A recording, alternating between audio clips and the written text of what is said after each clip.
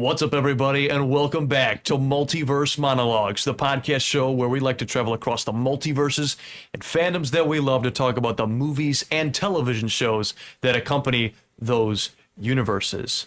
Gentlemen, it's a red letter day today. This is a day that we have built to for many moons, all right? Dread it, run from it, destiny still arrives, or should I say, we have at Multiverse Monologues, because this week on the Marvel Movie Marathon, we are here to talk about Avengers Infinity War, the third installment in the Avengers franchise and the 49th movie on this Marvel Movie Marathon. Like I said, guys, this is a big week to talk about this movie. I'm going to be talking about it Ben Rayside, along with the two gentlemen who are sitting across from me. First and foremost, Mr. Ethan Wentzloff. Ethan, how you doing? I'm doing great today, guys. We're talking about Avengers Infinity War. This is not only one of my favorite MCU films, but quite possibly one of my favorite movies of all time. So I'm going to come into this very excited, but I want to just address the fans and say thank you, because out of the 14,605 podcasts you could be listening to, you're listening to this one. So thank you for being in this specific multiverse with us. Very generous of you. Yes. Thank you, Ethan. That was good stuff. Also joining us, Mr. Micah Head. Micah, how you doing? Ben, you will die for that intro. Whoa, it wasn't really that bad? It was brilliant, man. I love that intro. That was great. I'm glad that you've joined the hype. You've quoted it a little bit. You've thrown it in the intro. It's great. It's great. I'm having a great day. Normally I don't, but I would say that Infinity War, It deserves. it's so quotable, man. Oh, yeah. Thanos is some of the most popular, and definitely the most... Dude, you're embarrassing me in front of the Wizards. Just shut up. Shut up, please. Let's go. Dude, as you can tell, we're hyped about it. Ethan, I would agree with you on that one. This means a whole lot to me. I remember sitting in the theater like it was yesterday. I will say this, though, I would say already you're kind of getting the gist that we're pretty positive with Avengers Infinity War. It's not going to be just that. I know that there are some naysayers of this movie, most notably, most famously, Martin Scorsese on the main Marvel films, but I will say this, we're not just going to be gushing on this movie. There are some issues with this, so it's not going to be just a fully positive podcast, but we are going to get into that. But before we do, guys, I just want to say we are having a great time on YouTube right now, and a lot of you guys have been commenting down below. But I would say, as a reminder to you guys, again, Infinity War brings this around. We're coming to an end on the Marvel Movie Marathon, and there is a video out there that Ethan has so meticulously well edited on what we're going to be doing next. We're floating around pretty much 3 franchises in our head as to where we're going to go next. And if you guys want to say in the matter on where we go, on what multiverse we're headed to next, comment down below either in this video or any of the other videos, and we are definitely going to be taking a look at that, or any other ones. We enjoy talking with you guys. That's why, part of the reason why we love doing this. But gentlemen, with all that out of the way, I say we get to talking about Avengers Infinity War. Let's open our sling rings and head over to the MCU.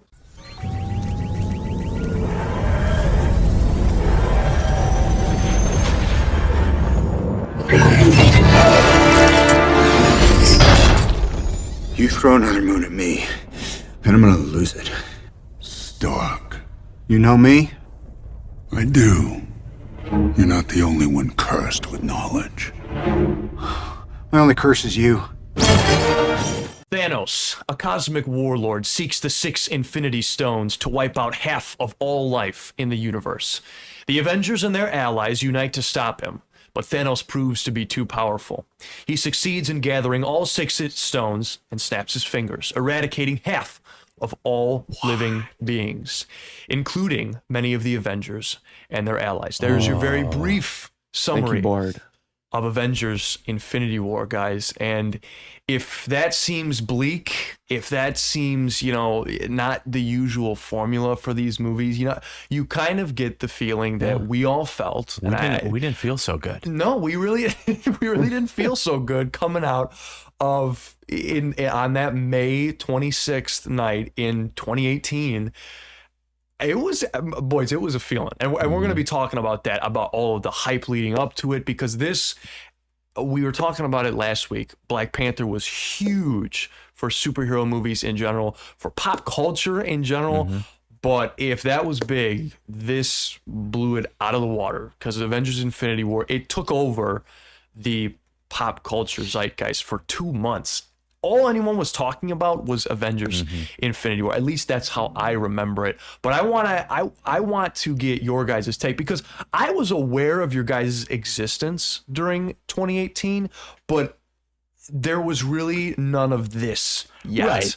So Ethan, where was your mind space in 2018 when this was out? Right when this film was announced, my brother kind of told me what it would be about. At that Comic-Con when they announced it, my brother Jared was like, Ethan, this movie that's coming out in 2 years, they're saying it's going to have all the Avengers. It's going to have the Guardians of the Galaxy in it. It's going to bring together everything, and they're going to use Infinity Stones. I'm like, okay, wow, that's real interesting. Then, of course, hype built from there. So this was huge going into this. And I remember the day. It was Friday, right? A junior year of high school. Oh, man. I had gone into school, and of course, I'm going that night. I'm going Friday night.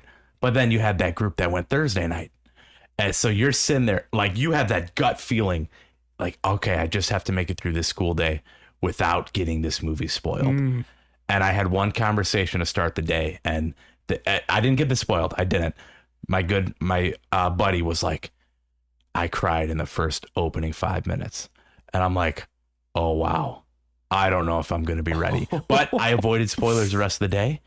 Went to the theater, and yeah, you do get emotional in that first 5 minutes, and the whole movie plays out, and you're just in awe. You're in shock of how well all these characters come together, how fun it is, and then ultimately how sad that ending is. And it is just the most hopeless you feel after a Marvel movie when the characters are dusting. Even when I watch it now, I will never get that feeling of when we first watched it, and these characters are dusting before our eyes, like that gut punch that was. Specifically, my theater, the front row, huge Black Panther fans in the front row.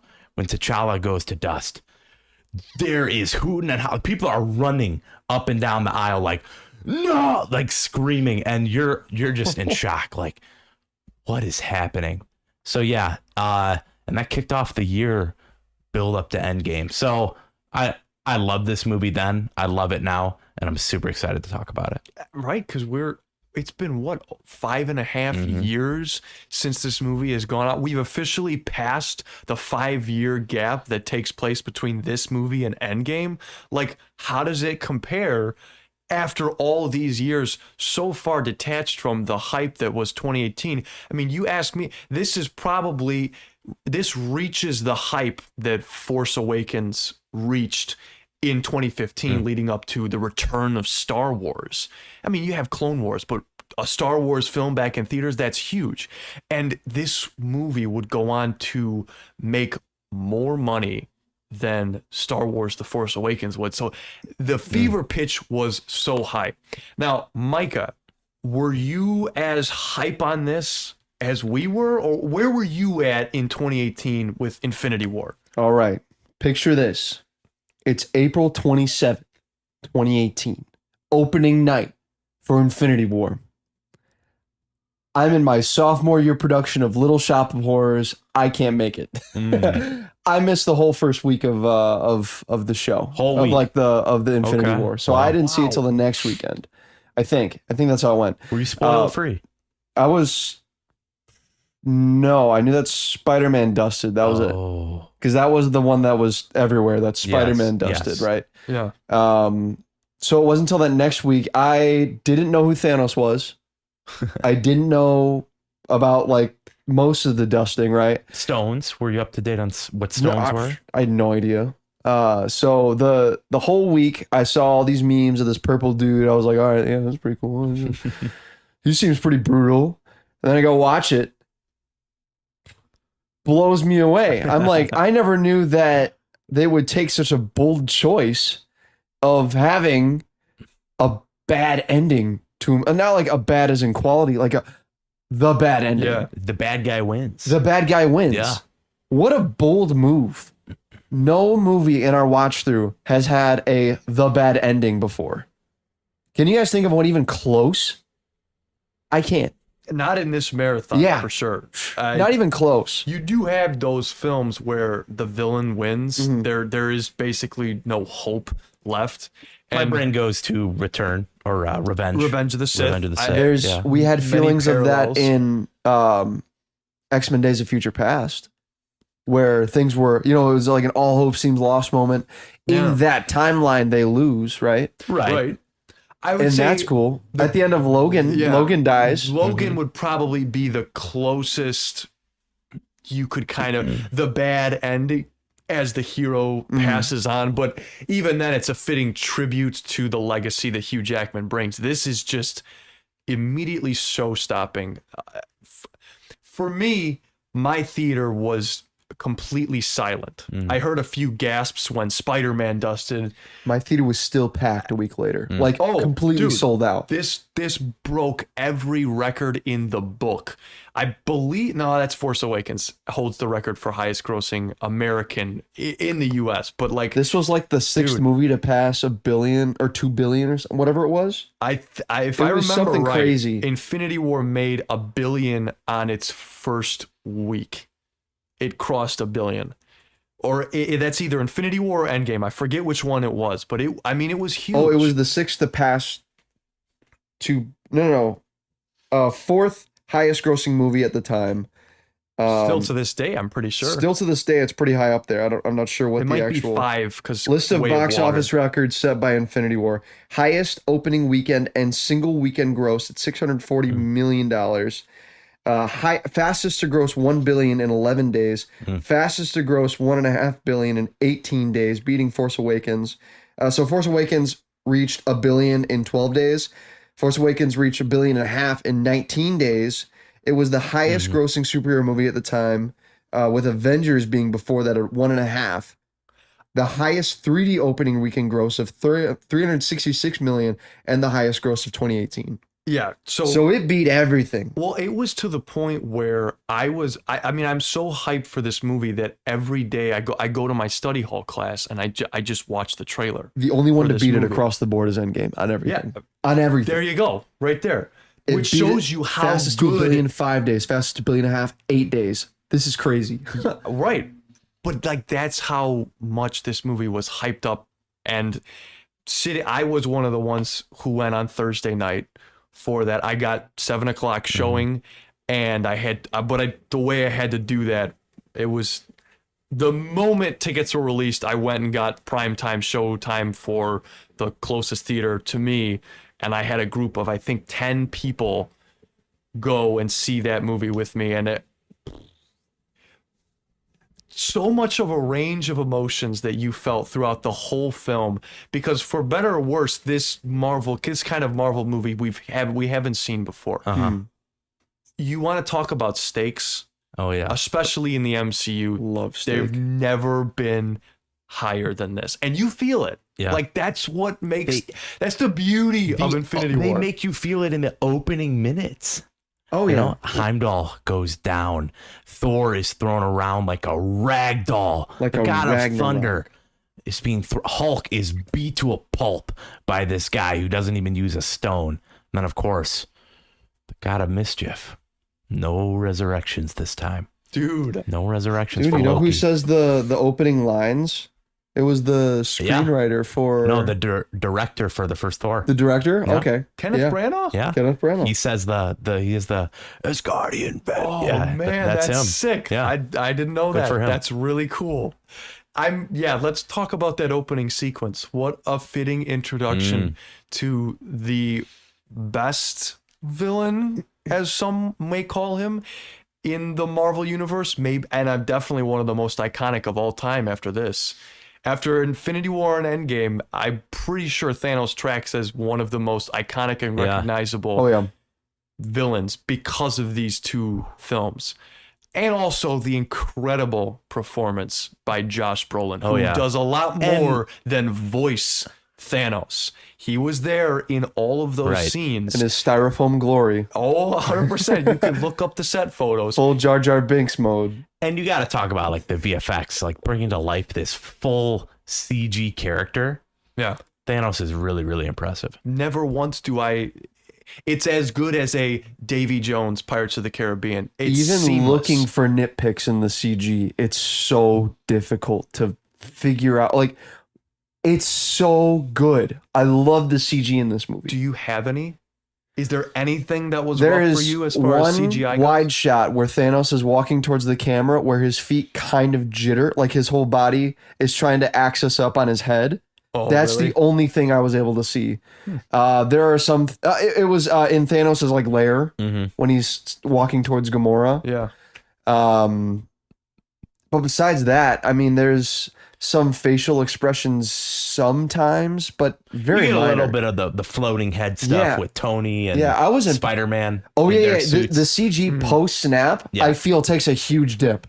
I remember first popping in the 4K disc and immediately going to the end because I wanted to see my favorite scene in 4K, and the Hulkbuster suit in that final like on Wakanda where Cap's laying on the ground and he's like sitting there. Hulkbuster looks awful. Really? Yeah. War Machine looks awful because they just look like floating heads. Everywhere else it looks fine, but I don't know why that last shot just looks so bad. But Interesting. those are my only like nitpicks with CG that I was able to find. Yeah. And for a movie that's like 100% CG. This is that's basically an animated film. really impressive. I Yeah. like. Yeah. Are they even in New York? I don't think so. Are they even on Titan? I don't think so. They could be though. I don't know. But I think the biggest thing you have to praise about Infinity War, and it goes without, I don't care who you are, the way that they are able to meld and intertwine all of these stories from all of these different franchises. I know it's a connected universe, but the way they're able to do it, I mean, you're talking about the credits of this movie. Half of them are just the name of this person because there are so many main characters from all the other movies, and it is seamless. It is seamless. Now, are there choices made that maybe might not have happened had this have been from, say, a James Gunn perspective or maybe a Jon Favreau perspective? Possibly. There are definitely choices in this movie that get people heated and angry. Yeah.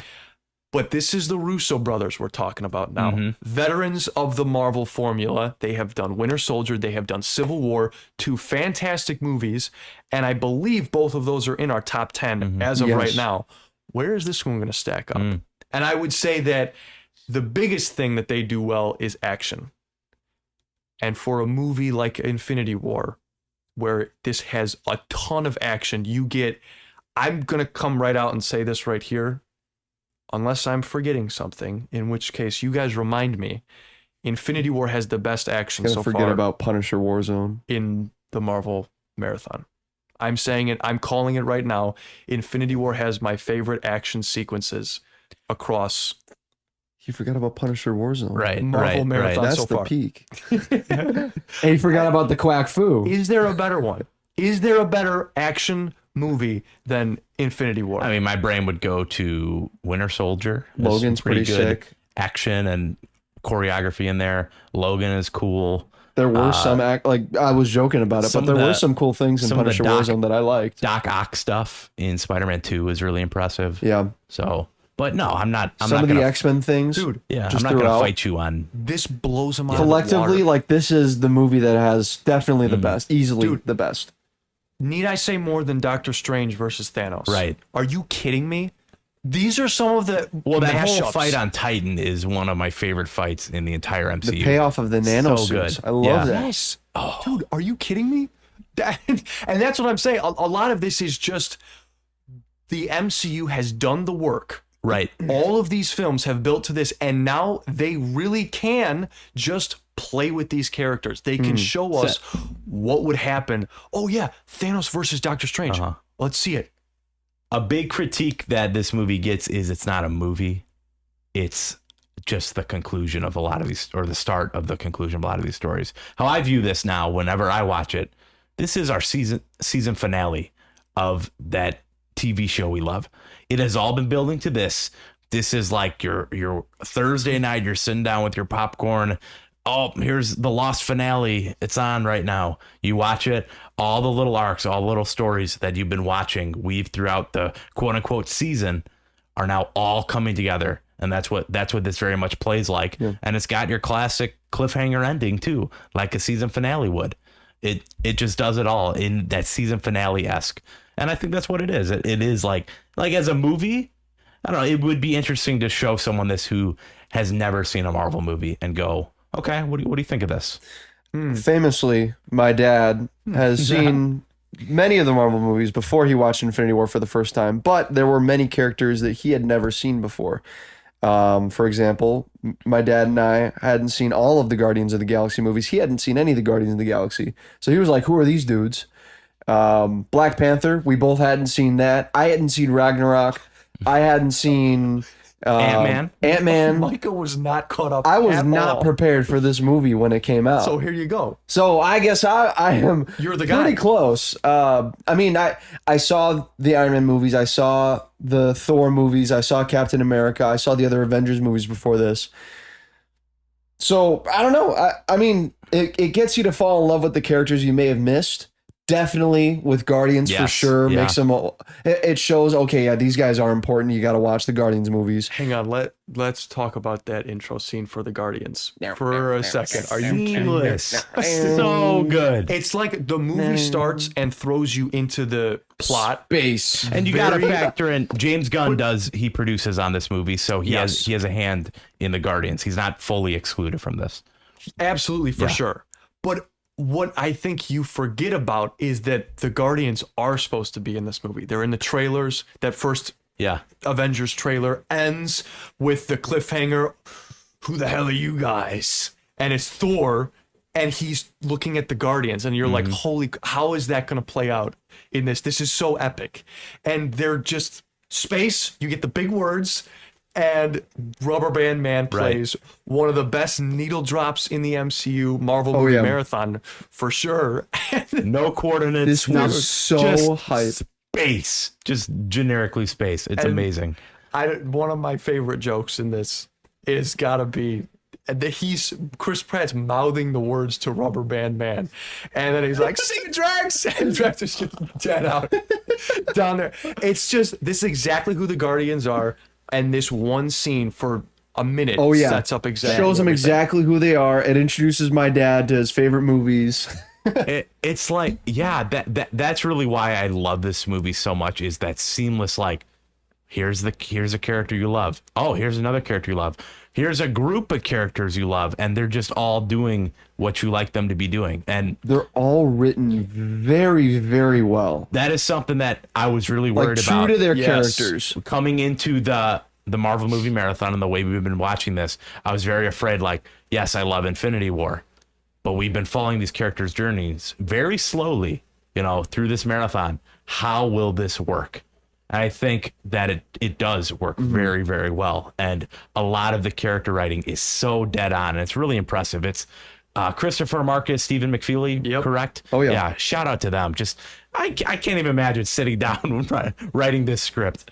Insane. And if you've ever delved into the behind the scenes of the writing process, I know that you boys are into this stuff. And especially for these films in particular, I mean, there is a lot that wasn't even shot that could have made it into this beast runtime of a movie. Micah, is this our longest film on the marathon? I believe it's 2:31, correct? 2 hours, 31 minutes? Well, Endgame is the longest, but so far, Infinity War 229.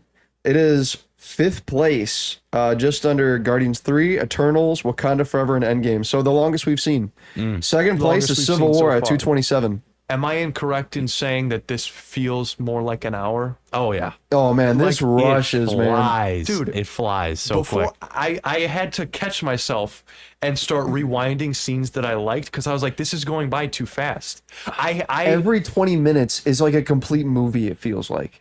It's crazy. So we had paused. Me and Mike watched it together, and we had paused it at like the 55-minute mark because I had to pee or something. And Classic. I was so we were sitting there looking at where they were at in a 55-minute mark, how they've done way more than so many of these movies did in their entire runtime on the Marvel movie marathon. It's a behemoth. It's a behemoth of a movie.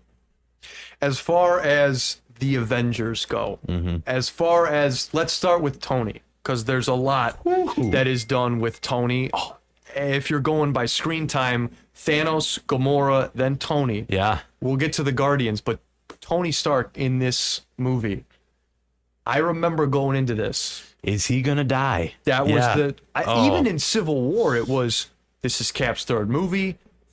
Iron Man's in Right. it. Is he going to die? And now we're in Infinity War times. And we all saw the trailers that have Iron Man sitting there, and it looks like he's holding a hand of someone, either someone close to him or him himself. Is he going to die? And there's a moment in this film where Tony gets stabbed in the theater.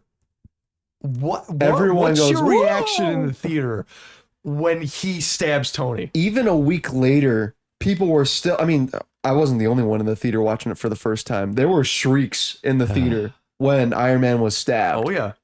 And I mean, the I whole did. time you're even here, even watching it, I think it was 2 days ago. I remember being like, oh man, I forgot how brutal it was. Because this fight with Thanos, how just the nanotech keeps going to the different spots so that he can have these different weapons, so he can just all of it for the drop of blood that he gets. It's just all of this effort for nothing. Right. And he just gets stabbed, almost dies. It's so crazy how far they take the this. nanotech play in that scene too is really cool because he doesn't have infinite nanotech. You see it running out; it's moving across his body, covering the areas that need to be covered, and then he forms the little blade. And Thanos breaks it, stabs him like that. I thought Tony was dead. I did. Yeah. I'm like, Oh, yeah. this is it, because we knew RDJ was leaving the MCU. It was very much open. We just didn't know if this would be it or if Endgame would be it. And we can all agree that Endgame was very much where it should have been. But that was a lot of this movie, the unexpected. Yeah. Going into Endgame, you knew Tony was done. You knew Cap was probably done. You maybe thought Thor was done going into Endgame, but this one was the big mystery box. Yeah. What is going to happen? How's this going to end? So yeah, I remember just being happy, like, okay, All right. all those characters are dusted, but my boy Tony survived. I remember immediately out of the movie, in the credits, people were like, why was Iron Man stabbed? He totally could have, because it's his nanotech. Why did it break off and then stab him? Why didn't it just go back into the suit? And I think that was the biggest plot hole that people brought up. So one of the things that I loved when it comes to Tony Stark in this movie, and I love that they bring Pepper back in the start. They're talking about life, and they're talking about he's having dreams of having a kid. And immediately when I sat in the theater and I saw this and him talking about a kid, oh man, they're gonna do something with his character to make me even more endeared to Tony Stark than I already am. They lay the groundwork here, and obviously it's continued at Endgame, and I had no idea at that time. But the more you care for Tony, like slowly, progressively, he gets to be less and less of this character that you're just annoyed with. And I know for some people that never really grew out of it, but even in Civil War, I don't fault Tony for any of it. The more and more he just becomes a tragic character. His past is coming to get him. But I love the moments with Tony and Pepper in this, and especially when he goes out and Pepper's like, oh, I swear, Tony, you better not be on that ship. You need to come home. And right when she said those words, I'm like, she's not coming home, which is why in that scene, I'm like, duh, he's done. There's no way he's going to get back. Obviously he does, but it all adds to it, man. And I don't know. I like, especially seeing this, I'm not really ready for where Endgame Yeah, takes it. yeah. I really am not. I love what they do with Tony in this movie, and it's especially evident when. So I watched this with Ethan and my fiance Rebecca. If you guys are new, Rebecca is a pretty recurring character on the podcast.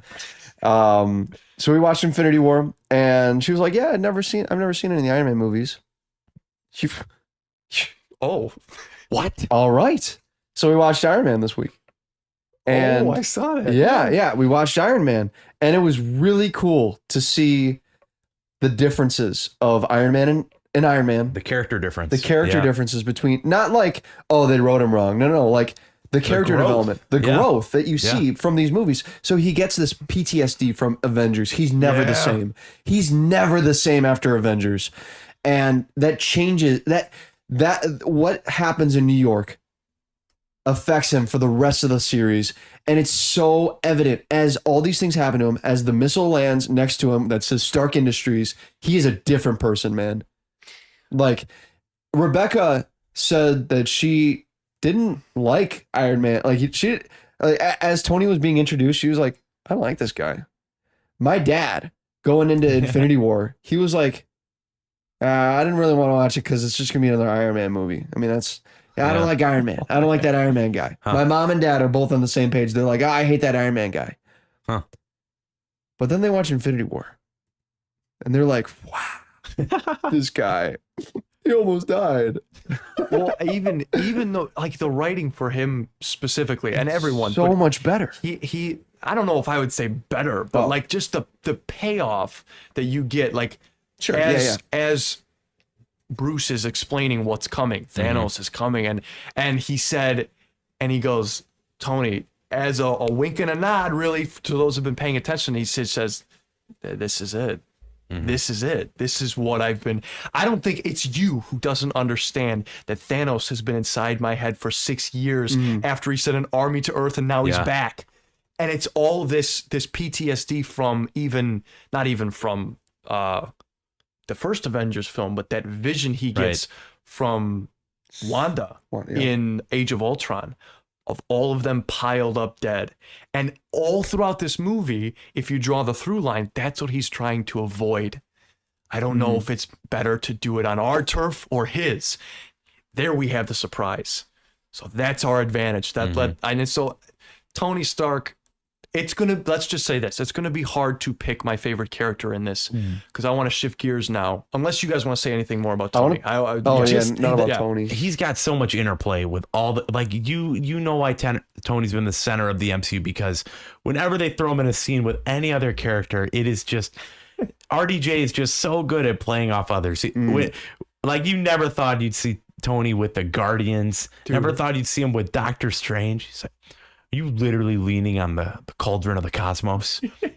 You know, like, it's so good to get the interplay between all these characters, and really it's just like a nice, like, this movie and Endgame are why I say that the MCU is worth rewatching. Yep. These two movies, and you have good movies sprinkled out through there, but it's really these two that really make it like essential, in my opinion, because there are a few things this rewarding to watch as this movie is. Watching this movie again made me want to watch the whole thing again with Rebecca, because she hadn't seen the whole thing.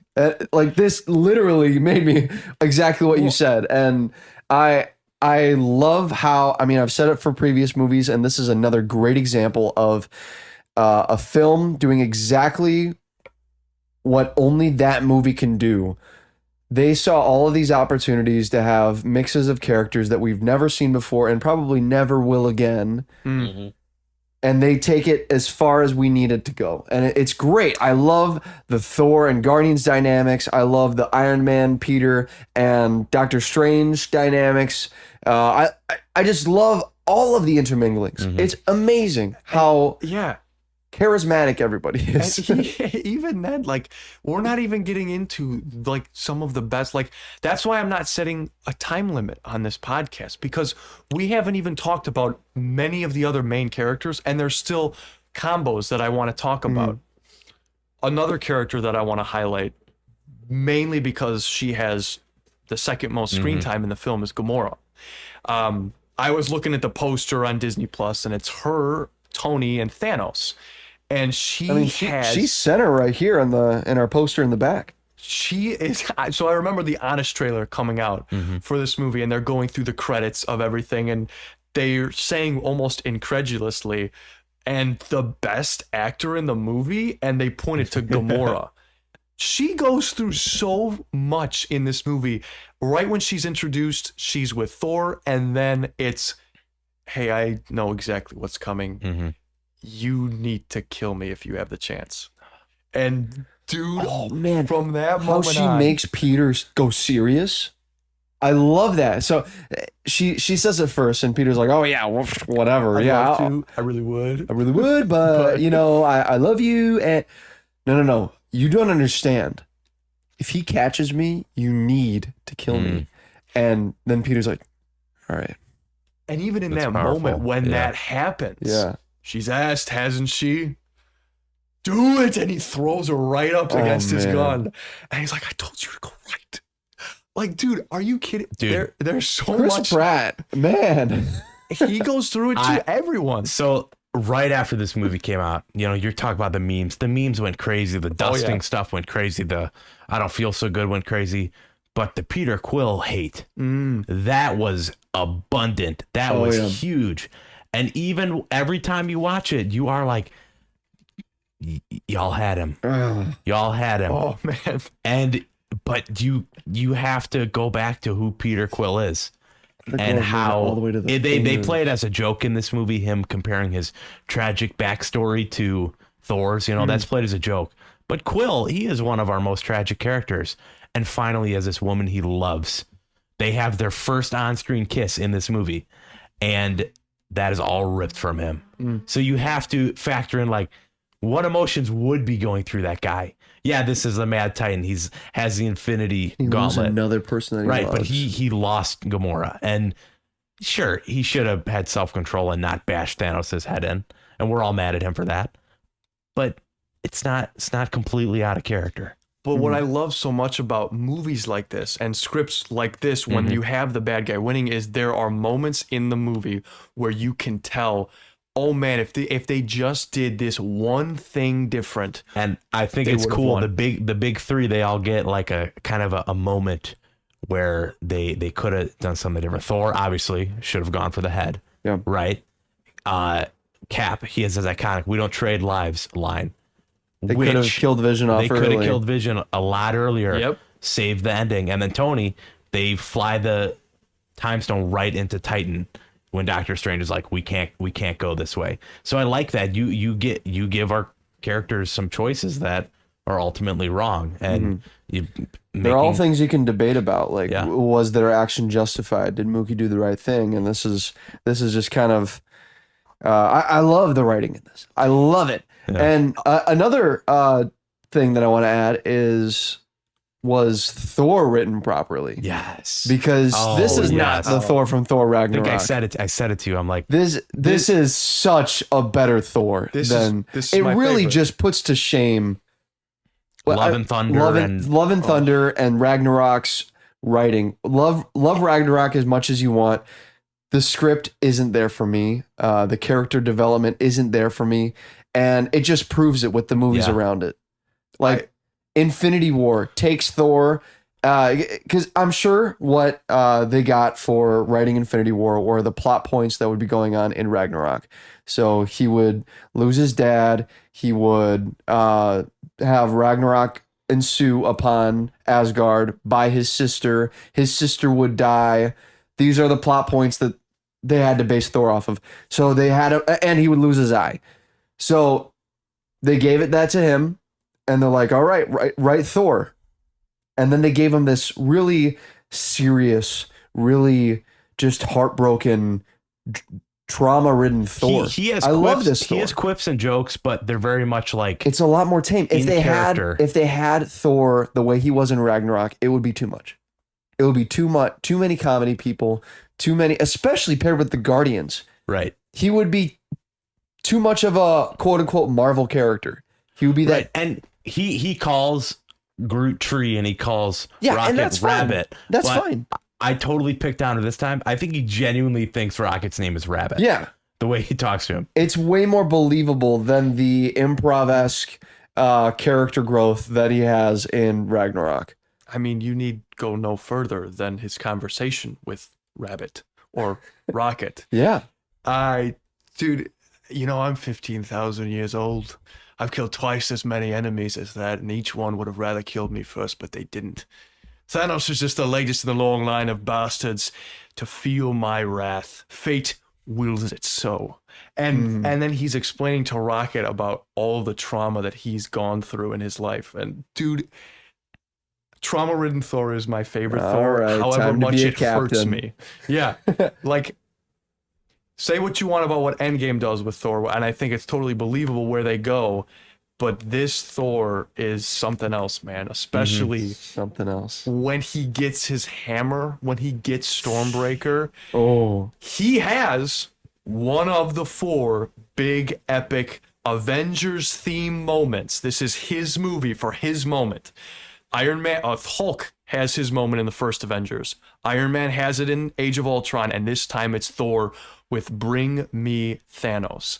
The second time I saw this movie, I knew it was coming, and I did not want to keep going back to the theaters to see this moment. I knew I had to see it many times. I sat in theaters. They're I pirating it. still have it on my iPad to this day, and I'll still go back and Look watch at it this when I'm dude feeling bringing an nostalgic. iPad to the movie theater. Dude, I wanted this It wasn't on on my his phone. He brought a whole iPad into the theater. straight up, bro, and it was epic. This one of the most epic moments in the MCU. It's one of my favorite moments.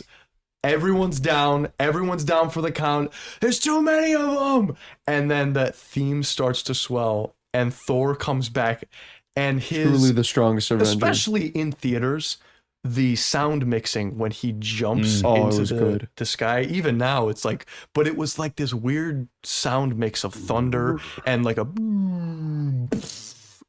The way they did it, Skywalker Sound, Lucasfilm Company. The Excellent. way they did it, fantastic. Thor is perfect in Yeah, this you movie. just have Groot and Rocket riding his back. That's so fun. Yes. So fun. I think we should talk about our second of the dynamic duo from Ragnarok that made their way over, Bruce Banner. What do you guys think about him in this movie? No Hulk, just Bruce.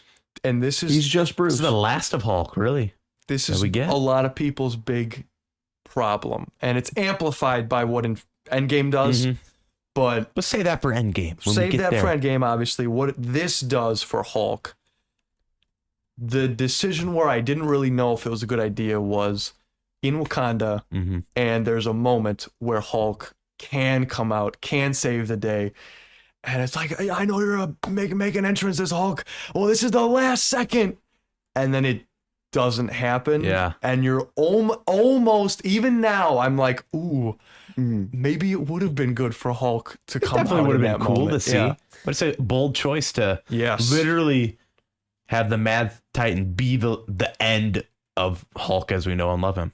Well, I think that this is they have him not be Hulk because each of the Avengers they strip away their powers. They change their power in some way or strip away from them. So Hulk doesn't have his Hulk. Cap doesn't have his shield. Iron Man, his nanotech is used against him. Who else is there? Thor. He doesn't have Mjolnir. The whole movie he's trying to get his axe, his Stormbreaker, Fair. right? So in that way, I think it works. I think I don't think it works plot wise, but to make an interesting story, it works for me. it works that like Like, why is he Hulk for Hulk's a always million been years? like the child side, like out enraged side of Bruce, Mhm. and the fact that you could like destroy that side, I think is pretty cool. And it was very shocking in Endgame when that happens, but you kind of get it in the end of this movie. The last line, I think, or one of the last lines, kind of right after that scene, is he's like, "Hulk, buddy, we have a lot of things we got to work out," and that leads to the next movie where they combine the brain and the brawn, which say what you will in that movie, but I like it like I'm saying, they establish Thanos so well, where the reason why the Avengers assembled in the first place was the God of Mischief coming to New York. Opening 5 minutes, God of Mischief's New neck York, is this is snapped. Dang. He's not a threat anymore. The Hulk, who very much was, as you said, that rally cry in that first Avengers movie, is is bodied by Thanos. Dude, what an excellent feat of strength. He doesn't use use any of the stones against Hulk, and You- he just bodies him. A big complaint when we'll get to Endgame is that the Thanos in there is too strong, but you kind of see in this movie how Thanos is just trying to do what he needs to do. Like he could easily wipe out and kill. Like he turns Gamora, or not Gamora, he turns Drax and Mantis into like these weird shapes. He could have killed them there. Which is straight out of the comics, I Right. hear. Yeah, he doesn't though. He shows restraint. He's very much like, I'm gonna do what I'm gonna do. I'm not gonna try to murk everyone. And even you have Thor say like half the Asgardians escaped, right? He probably let that half escape. Yeah. So that's how Thanos is. He's not, and I think it's a perfect way to segue into Thanos, but he is not the villain of his own story. He genuinely sees he's not evil for evil's sake. This Thanos wins. Oh yeah. This Thanos dies a winner. Thanos is this Yeah. Infinity War is about Thanos and his mission. He has the most screen time. He has the most screen time at And- 29 minutes. That is 10 minutes more than second place at Gamora. Crazy. What other movie? Like, what's the Joker versus Batman runtime in Dark Knight?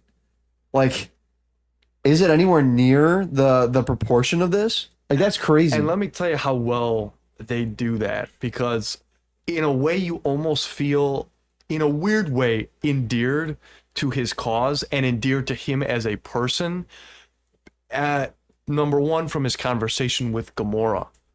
And it's, do you know what's happened since then on your planet? The lives that I've saved, the happiness that's happened since that day when I killed half your planet, the bellies that are full now, all they've known is full bellies and clear skies. It's a paradise. And to him, and then you get one of the most emotional points in the film where this means so much to him to help the universe that he's willing to sacrifice his favorite and most prized and loving daughter, Gamora. Yeah. It's a horrible act to do. This is the end of Gamora. Yeah. But in a weird way, why do I sit there and feel sad for Thanos in that moment? Huh. Because he sits there and, I don't feel sad for Thanos. but it's I feel not. sad that we just lost. I called this cliff when we watched it. I'm like, this is just the cliff of killing off great female characters. So you get Gamora die, and then next one you get Nat. Same cliff. Definitely, I'm not taking away from think it's- Gamora dying. I think it's the emotion on Thanos' face that really sells it. I think that this is, I mean, it's surprising that they're able to put this I've never seen this much emotion into a CG character before. But that's what I'm saying. Like, it's not evil for evil's sake. He's willing to sacrifice something he loves for this. Yeah. So in a weird way, you're almost like, all right, And this that- isn't an Emperor Palpatine type. Yeah, and while Gamora saw Thanos' love as like the worst father in the world, that was how Thanos showed his love. He shows his love to the universe by snapping his fingers and giving it that salvation, right? So while some might say Thanos didn't love Gamora, Thanos, he was so mean to her, that was how he expressed love. And sure, it might not be the nicest way. Like, we as humans don't train our daughters and destroy our nebulas to make them cyborgs or whatever. Right. But It's just got a different definition. that's of how love. he was raised. I mean, He never taught me to lie. yeah. I love that scene. I love that scene. That I taught you to, or what was it? Taught you to. Oh, do you guys know the quote? Oh, while you look that up, I find right. this super interesting. You have the screen time counter on here. T'Challa, we have 3 minutes 30 seconds. Tom Hiddleston's Loki, we have 3 minutes 15 seconds. T'Challa only has 15 seconds more screen time Joker than has Loki. 33 minutes in Dark Knight, by the way. Okay. Holy cow. That's really cool what they do with Loki in that Dang. those opening minutes. Even T'Challa, man. Uh-huh. Like, well, we'll get to him. I want to say, though, about, since we're on the topic of villains, Red Skull. Yeah. Are You're you strong. kidding me? Me. You're generous. Me. But I never taught you to lie.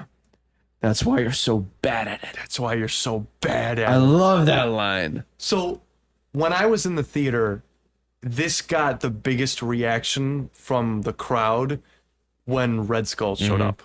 Oh, yeah. Everyone in my theater was like, oh, are you kidding me? I sat there and I was like, no way. When he showed up, I remember sitting in the theater. Everyone else goes, oh, and I go, I've seen that guy before. Where You is don't he even from? remember. Which movie is he from? What? What happened with him? That's the dude from that one movie, isn't it? Dude, I never thought he was a Marvel character when I saw it first time. I was like, I'm thinking of a different movie. That's the not dude from The Little Mermaid. Yeah, with the claws. like, They didn't bring back what's his name to play him though. no, That's this weird. is actually Ross Walking Marquand. Dead alumni. Ross Aaron. Marquand. Yeah. Yeah, voices him expertly. But I love all of his dialogue is like expertly written. I too once seek the stones, you know, like. But my favorite line that he has is when Gamora is giving her monologue about, finally, the universe has judged you and it's seen you unfit to fulfill your mission. And then he turns around and there's tears in his eyes. And he's like, tears, really? Mm-hmm. And it's quiet. Mhm. There's nothing left. And they're not for him. And instantly from that point on, it's just a complete emotional, like, Gamora, she's dead. I mean, so you go after this movie and you're like, okay, the heroes are probably coming back.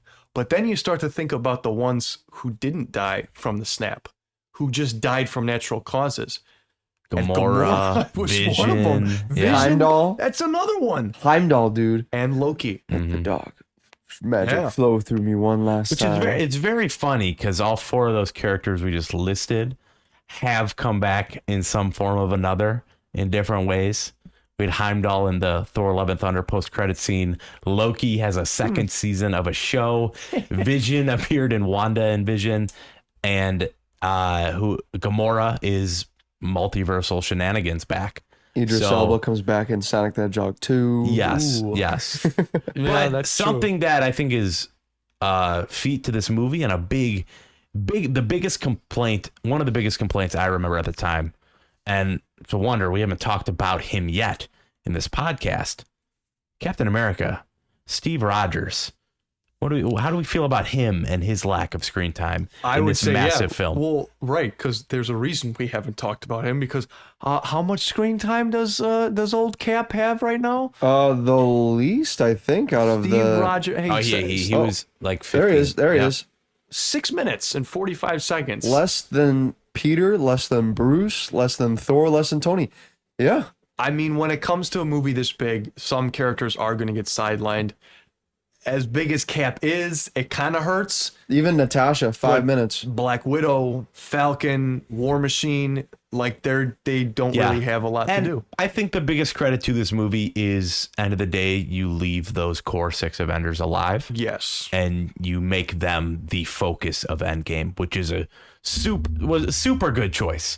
And yeah, you can look at this and go, I wish I got more Steve here. But y'all Steve fans get Steve. You get Steve Oh, in and Endgame. you get him, man. Yeah, All right, so Endgame, we are in... dude. Say what Rebecca So, yeah. what was gonna say. So Vision's down, right? The theme starts playing. The train's going by. They're all like, huh? What's beyond the train? We all know. The We're train excited. leaves. Me and Micah. Right. Yeah. It's silhouetted. Then he walks forward, and Rebecca goes.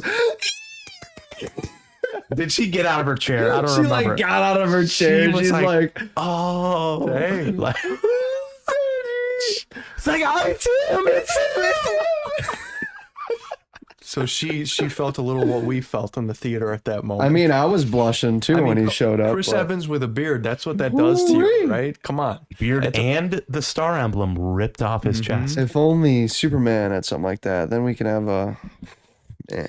If he had a mustache going, Well, we're talking about a peak here. Let's not bring in that. Let's not bring in that crap, which coincidentally did come out before this movie, 2017. Man, was this what they were trying to get Justice League out before Infinity War, right? I think yes. Well, among many reasons, there's reasons that Like came it out was in rushed 2017 because of it. Oh man, it was very rushed.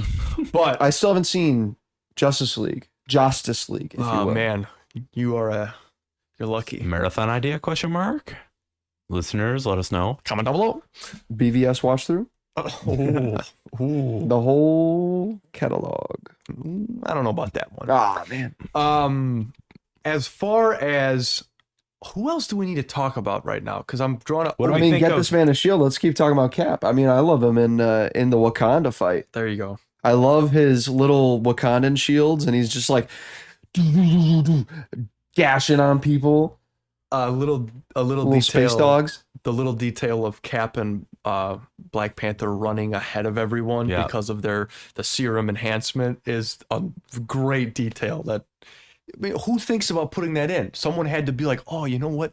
They should be running ahead of everyone because they are serum. They really do like understand the character's powers and Oh, yeah. using them really coolly and yeah. Unlike go- some go X Men ahead. movies. Yeah, Man, I feel like yes. X Men could have used a little bit of that treatment where they just really use their powers to the extent. There are a couple really great scenes in some X Men movies, but as a whole, I feel like they let us down. But as far as like, but that's the thing. You don't care about all the X-Men Yeah. characters like you do about everyone in this movie. Like Black Panther came out 3 or 4 months before this film, and it's already as iconic as, oh, let's put the music from Black Panther in this movie to signify what's coming before it's here. And you're immediately You know. sent into Wakanda Yeah. by the drums that start beating. And just one of the most epic prep scenes ever. And as Black Panther and Okoye are sitting there and talking, and they're like, assemble this tribe, send wood to Jabari. And it's like, dude, oh man, dude, we're gearing up for something epic. We're gearing up for a Phantom Menace style battle with the shield and everything in Wakanda. And then they get Bucky in the mix, and you're just in it from then on. Like, Yeah. They were so hot off of Black Panther that they included things like they were still in character from Black Panther because it was a week after Black Panther wrapped. Infinity War Wakanda scenes were starting to film. Yeah. And like the whole Ubambe or whatever, like the war cry, Ibambe. Yeah. Like those were not in the script originally. That was all what's his name? Kugler. Yeah, like there was who played M'Baku? M'Baku, He started that was the the name. chat. He Yeah. started the chant. he brought it up on set. Is it Winston Dukes? That might be it. That might be it. I'm not You sure. know, a noticeable But- person who isn't in this movie, Daniel Kaluuya. Yeah, but Yeah, I noticed that there's like little characters that aren't in it, or when they are in it, they're immediately sidelined. Get So our like, Ned cameo. Wong, Wong. Wong, Yeah. he shows up for a little bit and he's immediately dips out. Right. Ned, he shows up, dips out. Stan Look Lee at the shows Stan- up, dips out. Pepper's in there for a bit. Pepper's in there for a Yeah. little bit. Yeah. Dips out. I mean, Yeah. who are other? I mean, Heimdall, he dies at the beginning. We got so Nick Fury. We got Winston Duke. You were right. He's only in there for a There you minute. go. Shuri. I mean, Shuri plays a Ned big role, leads though. 15 seconds. That's the amazing. stone, I find it funny. The Stone Keeper, Ross Marquand. Come on, just call him Red Skull. Oh man. that could be a legitimate complaint about this movie. I would even say that that's what makes Endgame Loki, they kill him, man. a little more. Another one. I don't know if I'd say better, but it's just you get to spend more time. There's more time Yeah. to breathe. Because they wipe out everybody. Yes. But I'm Yeah. okay with that. This movie not being that because Endgame exists. This movie can be the I don't have time to breathe because we're trying to stop Thanos. But that was a and big that's the whole critique at movie. the time. I remember when so there was the two critiques. There was Iron Man should have died in this movie was the big critique. And From then the who? other one was Yeah, wait, well, hold like on. I heard that a lot. Where are you pulling this from? Like after the movie came out, people were like, oh, they should just killed Iron Man. They shouldn't have killed off Spider-Man. They shouldn't have, all these things because we didn't have Endgame in sight. We didn't know about these things and how peak Endgame would be. I love your circles versus the real circles of talk. Yeah. Well, that was like my plebeian experience. Your theater bros. Well, I actually had a few of those when I left too, because when that movie ended and I went back to work that day, there was a girl at the front cashier, and we were talking. I was like, dude, you got to go see this new Avengers movie. And she was like, I don't really care about the Avengers.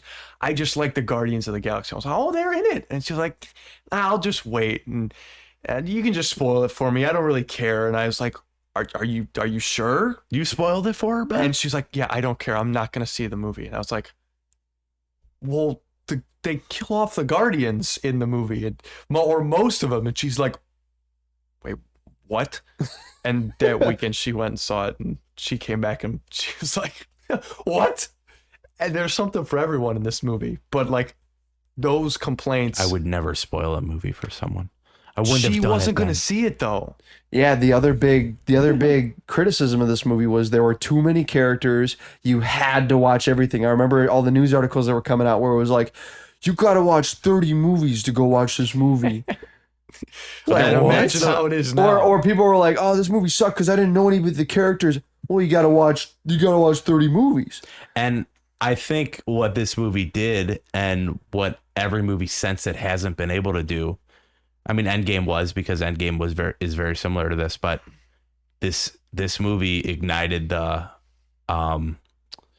criticism and it's not roller coastification. right, sure, the bipolarness, I guess, of the MCU, where before this movie came out, the movies that would come out, everyone would be like, okay, let's go see this will be great.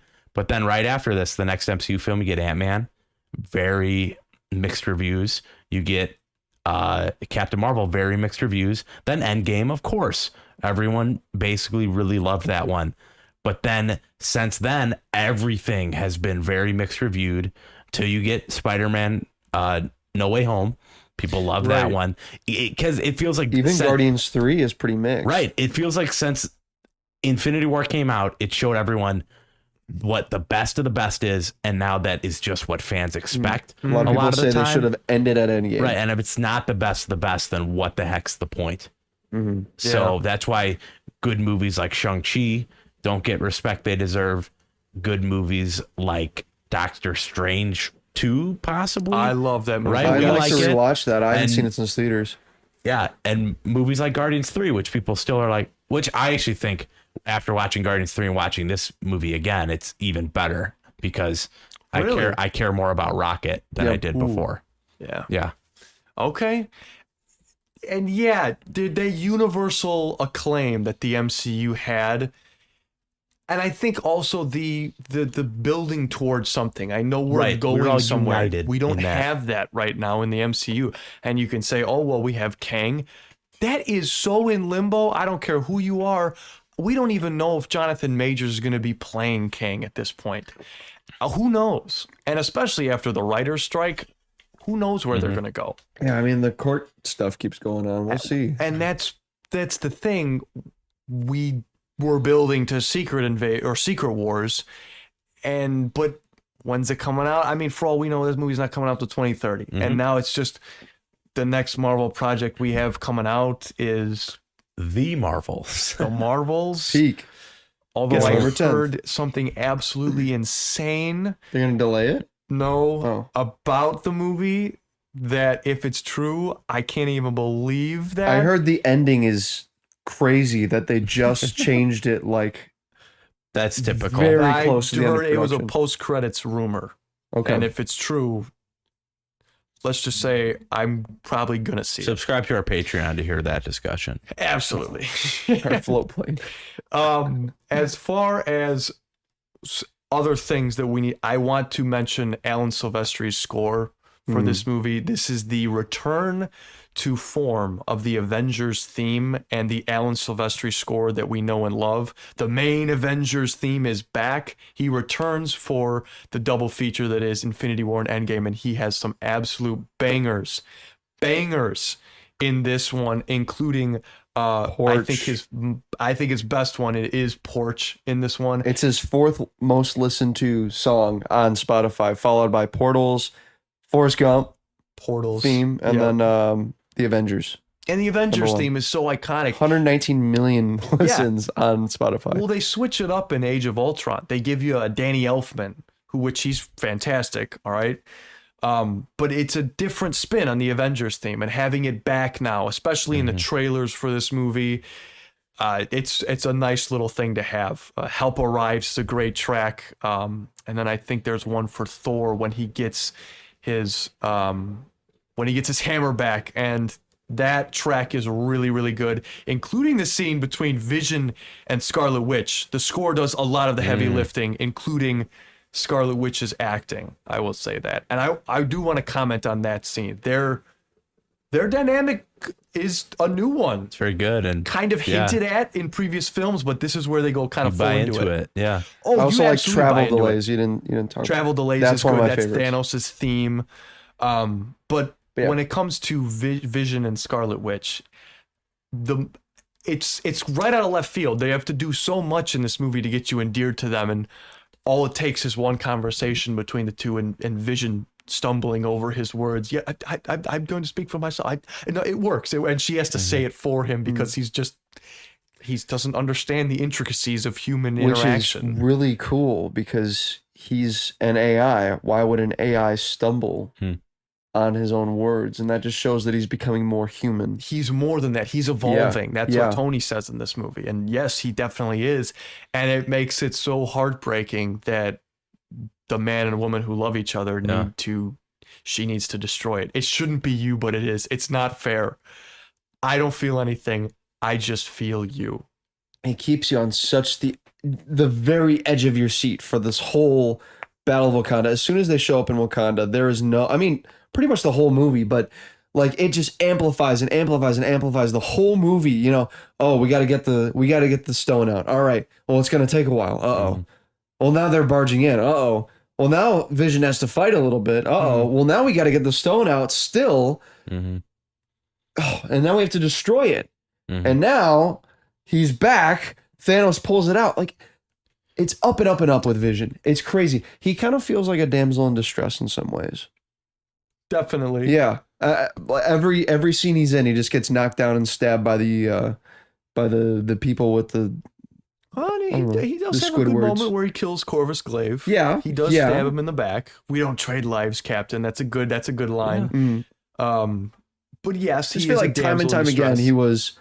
we gotta save Vision. He just gets stabbed. You kind of glossed over that moment when Thanos reverses time. That was. I remember just jaw dropping in the theater, like, wow. Because I don't know about you guys, but me going into this movie, no part of me thought Thanos would get all the stones. In this movie, we thought it would be half of them at the least. trailers even made you think that he wouldn't get all these stones, but he does, and that's huge. That he reaches his goal by the end of this movie. But not only that, but the way that the stones are used, specifically the time stone in that sequence, and then the reality stone. Yeah. Oh, when man. the collector's there, that's a really great scene. No more like collector. He starts the movie with the Power Stone, like just right away.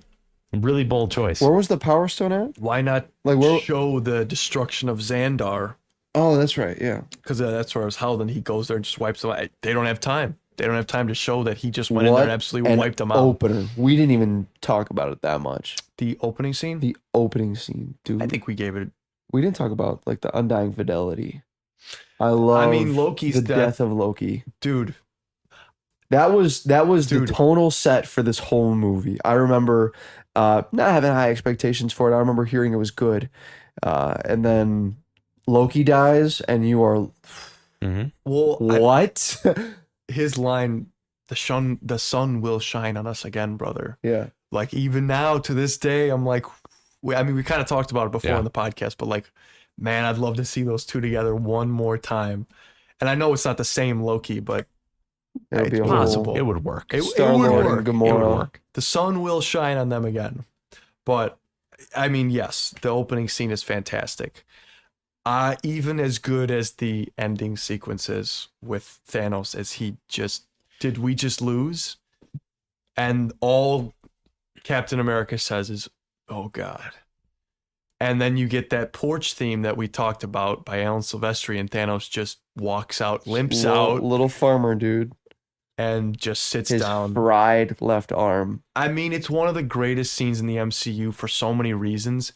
Just for the fact that you sit there, you watch many of your favorite heroes die, and then Thanos takes his victory. He just sits. Yeah.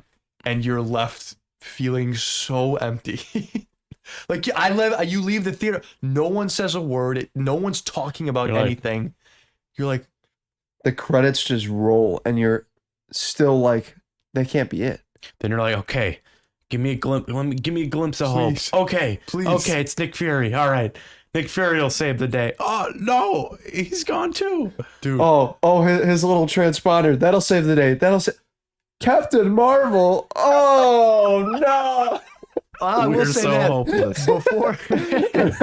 No, the thing, the little transponder lit on the ground, and immediately I'm like, who? Who's that? What is that? Right. What does this mean? Someone next to me was like, "Oh, Captain Marvel." I'm like, "Oh yeah, I know who The that Power is."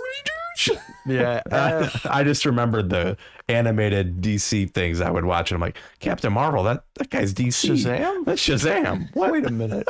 I don't know. Like, for someone who is hyped up to save the day, she doesn't really do much. Well, except for the fact that she Except saves the destroy person. the Chitauri. We all know that post-credit scene's there because you needed to see that movie. And I mean, Yes. heck, that post-credit scene worked. That's $1 billion movie right there. That's a good point. Okay, I don't think it was because of the post-credit scene. I think it was because it's a movie in between Infinity War and Endgame where everyone was wondering, like, what's going on, I mean, guys? Ant-Man We didn't need- reach that height, though. Ant-Man No, didn't hit that. It didn't, because Ant-Man's a sequel, not a... Like, we already kind of knew what was going to go down in Okay. Ant-Man. Fair. But Captain Marvel, she was the one referenced. So, yeah, I'll agree with you, Ethan. That was... it was- Directly from Avengers Infinity War, Yeah. though, that's the tease.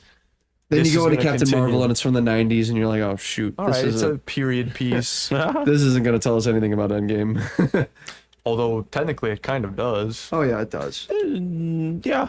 Yeah. In a way. I mean, we'll get that's to how talk she about found it. Tony. I in a mean, few I didn't weeks. see it till after Endgame anyway, so I My God, that's crazy, bro. I want to say, I'll say, what else do you guys want to say and mention before we go into our I categories? could talk about this all day. So I'm gonna leave it there. I think the Yeah. weakest scene for me is Ooh, problems. I promised the viewers, yes. Do we have any issues with Infinity War? the weakest scene for me. Even though the dialogue is pretty great, it's kind of dull. Like the whole scene composure and Thanos' lair. Kind of. I mean, it's a big old empty room with a chair. And then Gamora. I just remember watching this on rewatch. It doesn't entertain as much as the rest of the movie.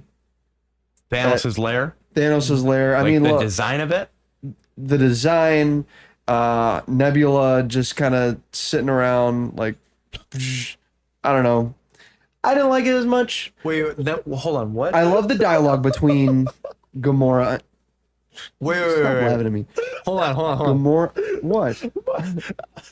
Let him talk. Let him No, talk. no. Ben. Okay, wait. No, Yeah. my bad. The dialogue between Gamora and Thanos is great. The blocking, the visuals of it, like just the scene composure, the set, it just seems bland. Like it was just, all right, we got to do a little bit of exposition dump. We got to throw some really good lines in there. We got to, and that was it. It was for the people that didn't watch Guardians, the ones that needed the connection between Thanos and Gamora, because this is like the only scene we get between Thanos and Gamora. Yeah. Before the death. And it serves its purpose. That's all it needed to do. It just was the transition scene between Gamora being captured and Gamora being dead. All right, that's fair. And for that to be the only weak scene, for me, that's not bad. That is me kind of nitpicking on a very stellar movie. You kind of have to nitpick. Like, Yeah. What I would say for my nitpick of this movie is that there's maybe too much action.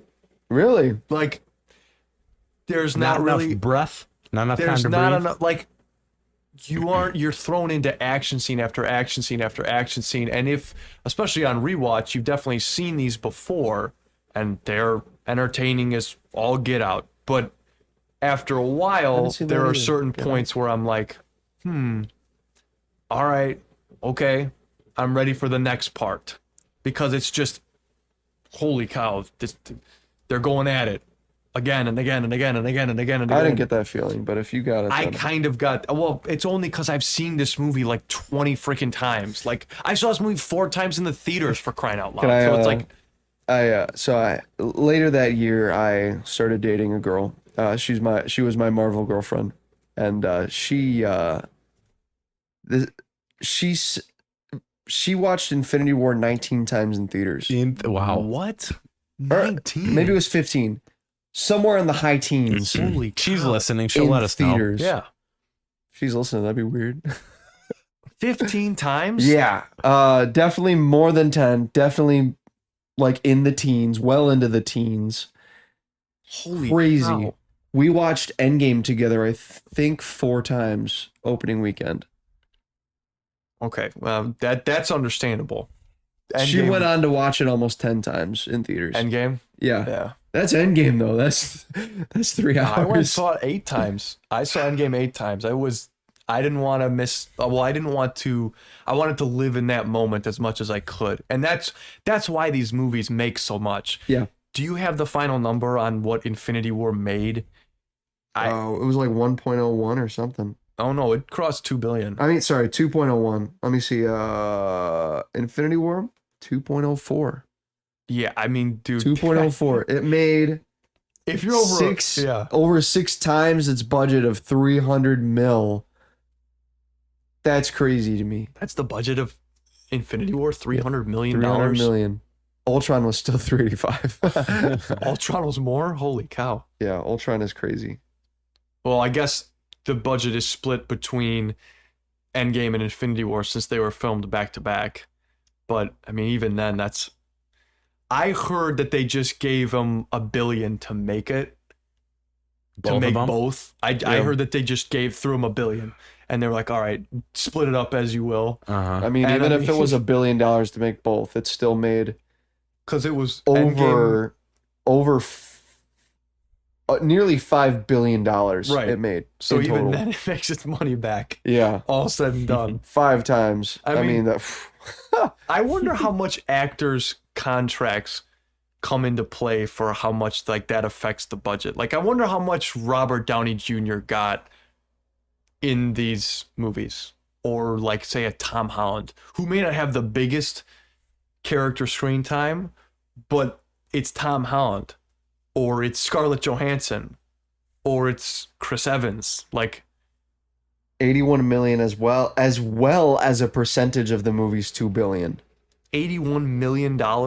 was how much he was paid up front, and then he makes royalties on it. Holy cow. Good on you, RDJ. I mean, I saw a video. Josh Brolin was paid $5 to $6 million. Tom Hiddleston, 8 million. 8 million for his 3:15 minutes. Hey, that's what being a character in a name gets you. I wonder. Wait. Search up Idris Elba. How much did Idris Elba get for whatever? Oh, Ooh, does it 2 even say? point. I don't know. It's Because not I on mean, there. it's a cameo. Yeah. That's how. That's it. But it What feels about so like like. Peter Dinklage? Oh yeah, there you go. Just randomly, Peter Dinklage shows up as a huge dwarf. Yeah, I don't know. Movie Yeah, I get salary that. 8 million from something. I guess it doesn't really Oh, matter, but inheritance 5,000. Why is that up there? What? Okay, anyway. that's how much he gets for his inheritance. Peter Dinklage as the was it a dwarf, right? No. What was Eitri the the dwarf. Yeah, he was a dwarf in the movie. Yeah. I love that the whole plot the world building, or I guess universe building of Mm-hmm. the forge. Thor taking the power of a star. That was really straight cool. to the friggin' chest. One of the most. Oh, dude. Like I And said, Groot coming in with his handle. Coming Groot in contributing something to the movie. Rocket Everyone being a does. captain. I mean, we can talk about every character for at least 10 minutes. Yeah. And we'd be here all day, We as would we be. have been. But let's get into categories for this. And I think we do a little something special. We add a couple categories. Now, this movie creates some mashups. We didn't even talk that about Spider-Man are at all. Like, we Yeah. didn't say a single word about Spider-Man. He's good. Pretty much. And we'll get talk to him in Oh, mashups. We Don't talked worry. about Ned Hey, more than listen, we talked about Spider-Man. listen. The podcast ain't over. Let's just say that. All right. But as far as mashups go in this movie, I mean, you can go duos. I mean, you can go a group of characters. But I know there's a certain couple duos that I really like. What are some of the Already best got one. pairings? The kids on the school bus and Stan Lee. Great. What's the matter, kids? You never seen a spaceship before? Very true. I mean, it is New York. Come on. I mean, at this point, if you haven't seen a spaceship, what are you doing? What are you doing? What are You you living doing? under a rock? Yeah. Right.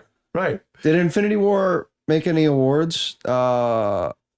Nominated for Best Visual Effects. That's it. Yeah.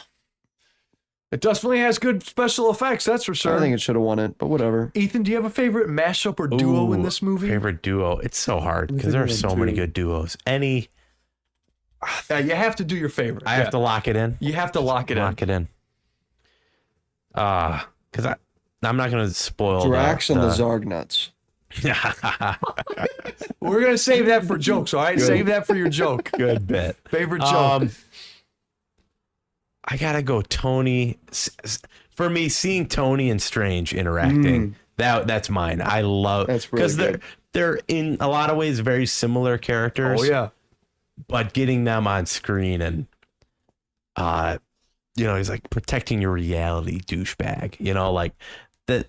I love the way they talk to each other. It's so Yeah. good. It's so good. And just they really have the two most important roles from the space quest standpoint, and seeing them play off each other is just very satisfying. And it's very like, yes, I love this. Yeah. Micah, do you have I one? love. So I'm gonna make a group here. It's Strange, Iron Man, Peter, and the Guardians. Are we allowed to do that? Yes. Because We'll they're say like yes. they're like the smart ones, right? And then the Guardians are just such doofuses on Titan. It is so good. Don't Yeah. call us plucky. You don't know what it means. Like Kevin Bacon. You mean like from Footloose? Is it still the greatest movie Exactly of all like time? Footloose. It never It was. never was. And you can see it. It's just a reaction from Star. I didn't even get a word. He's just like, wait, what?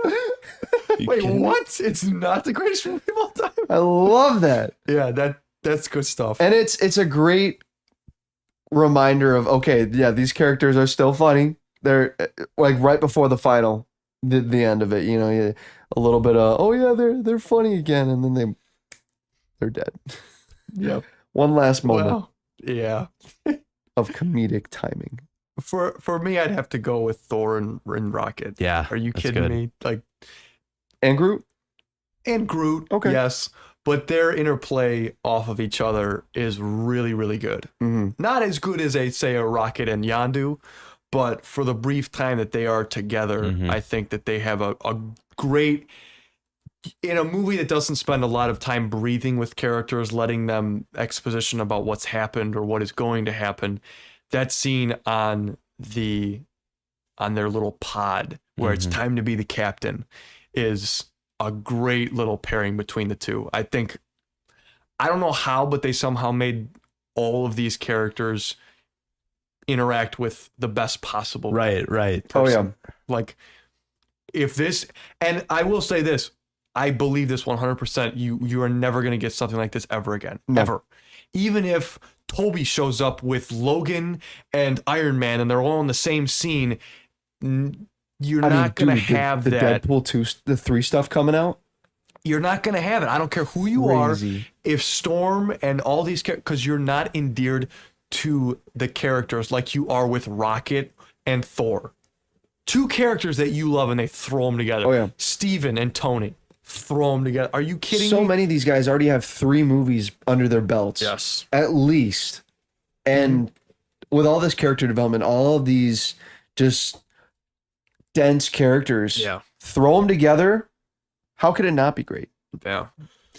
Ethan, before we move on to our next category, we said things that we didn't really enjoy about the movie, or maybe a small nitpick.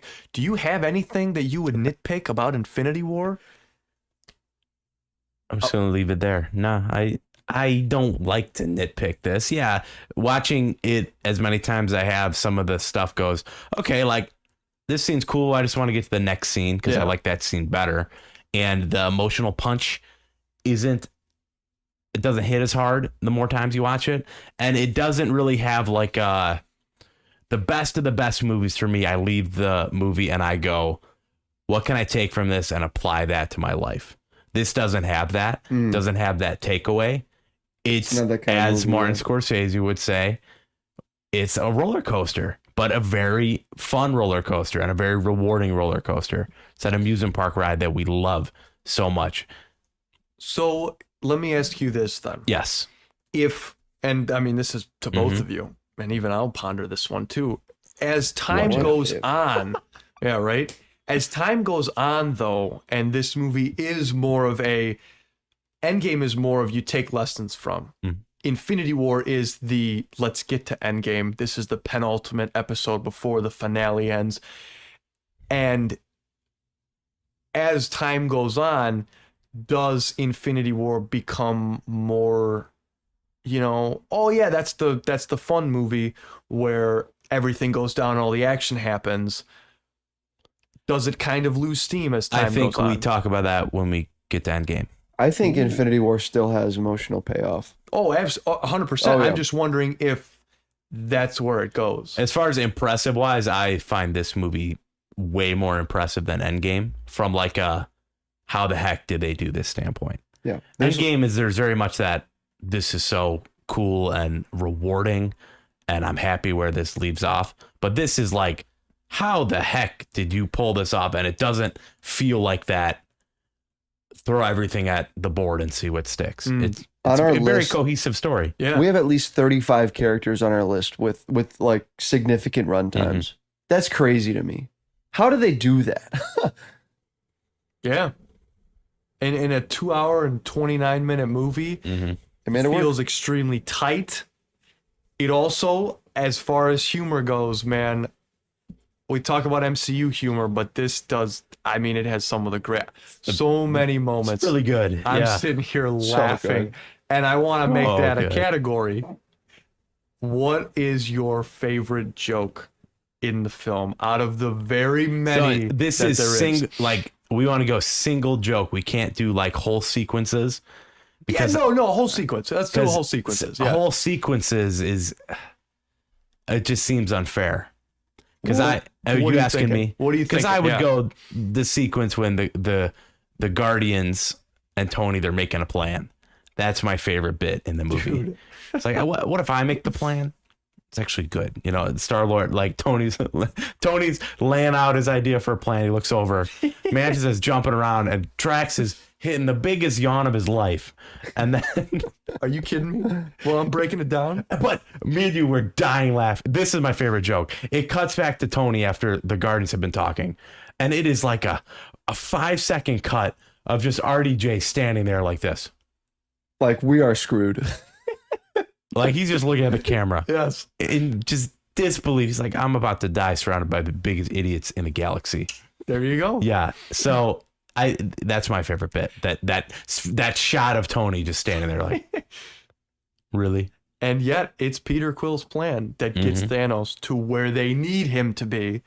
So it doesn't work out. He's the undoing of his own plan. But yes, even before that, unless you're going to take it, the why is Gamora. Why? Yeah. Why is Gamora? Yeah. All right. What master do you serve? What am I supposed to say? Jesus? Dude. So you're from Earth. Come on. Earth. I'm from Missouri. Yeah, that's on Earth. Dude, it's so good. Micah, do you have a favorite joke? I've mastered the ability of standing so incredibly still that I've become invisible to the eye. Watch. My movement is so slow that it's imperceivable. My dad would just quote that for no reason, like just because he thought it was so funny. Whenever a movie was brought up that was even related to Drax in some way, or if someone was moving slow, or if someone was being invisible, or whatever, he would just, or if nuts were involved, because there was Zarg nuts, right? Right. He would eat one so slow, and he would say the line.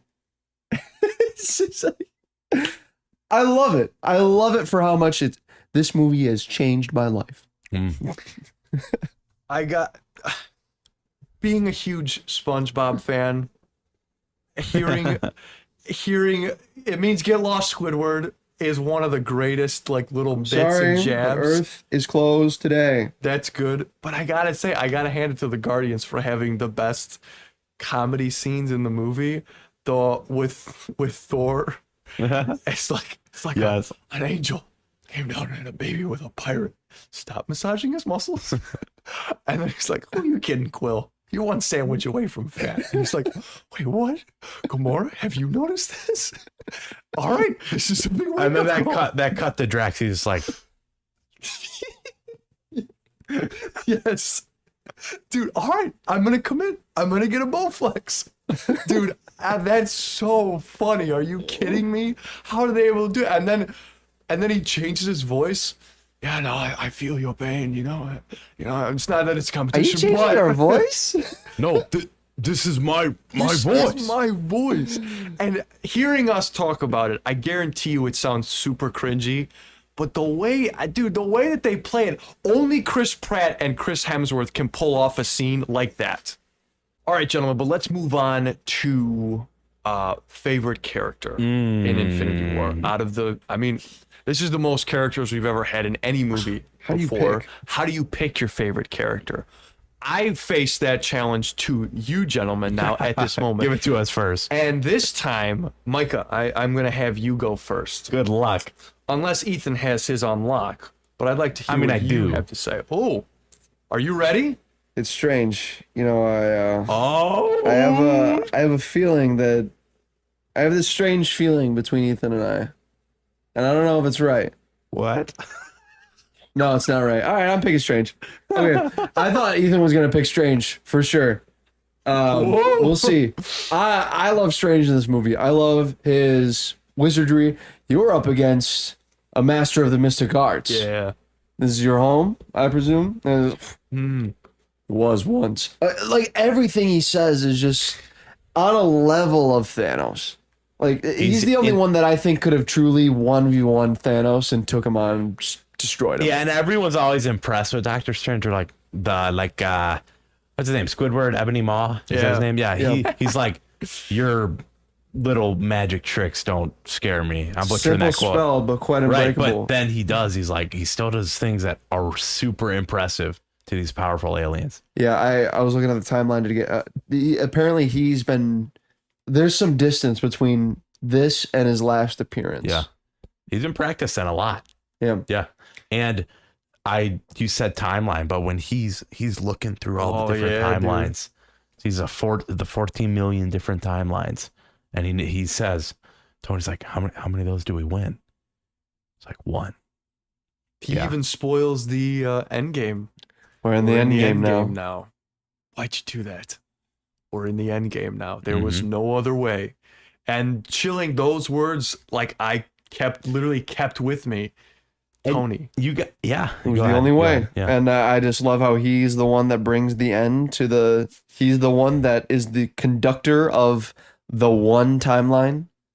He had the sacred timeline. You gotta think, they're probably like half of those 14 million timelines that Steven wouldn't even have to have risked his own life.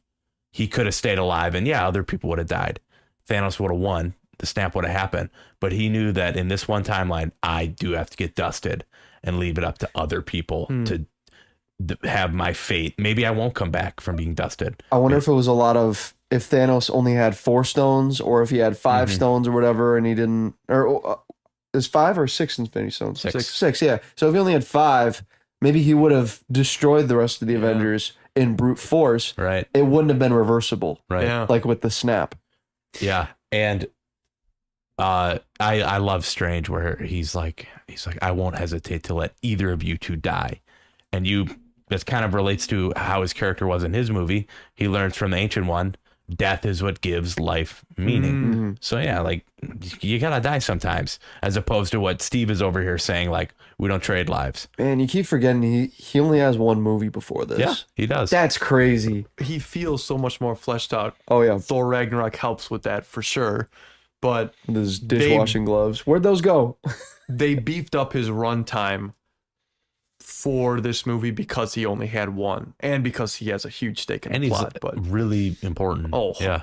Yeah, he's at 11 and a half minutes in Dude, this. he's He's number like 5 or something. his duel with Thanos, I know we kind of mentioned it before, but it's so good. All the moves that he makes, and it's expertly crafted. I mean, he's a huge part of the Infinity Gauntlet comic too. Is he? So I'm glad that he's at the beginning. He's the one who gets the message from Silver Surfer that Thanos is coming. That's how how Hulk does the like transport through They the crash through. Yeah. Sanctum Sanctorum. It's like that in the comics, but Oh, with okay. Silver Surfer. Mhm. Oh, instead. that's cool. I That is like cool. that. Yeah. Ethan, favorite character? This is the only movie where I don't feel bad taking certain characters because there's just so many. But I'm Logan. gonna take Logan. Yeah. I take Thor. I think this nice. is Thor's Chris Hemsworth's best outing as yeah. the character Thor ever. And we'll definitely talk about it in Endgame, what they do with his character in Endgame. But he is just at an all-time best. His, like Micah was saying, his writing, his dialogue. It's like I got nothing left to lose, you know. But then right after that, you have Rocket's joke, like, well, I got a lot to lose. But Thor is so good. You feel the weight of his character. You feel his journey. Like he just lost his brother and his best friend, as he called Heimdall. Like he is at that place where he wants nothing more than to stop Thanos. And his arc is only pushed even further when should have gone for the head. Right. And of course, Stormbreaker, bring me Thanos. Like he just gets a great scene too. I take Thor. Yeah. His Give- entrance to Wakanda is so good. Yeah, start thinking about favorite scenes, because that's next, and that's going to be a hard one. I think I got it. Oh man, I think it's Thanos. It's clear Thanos. I'm glad you guys didn't pick him. You guys picked great characters. Tony's there. You got to give a shout out to him. We gave him a good thing, but Thanos is clear and far ahead my favorite character in this movie.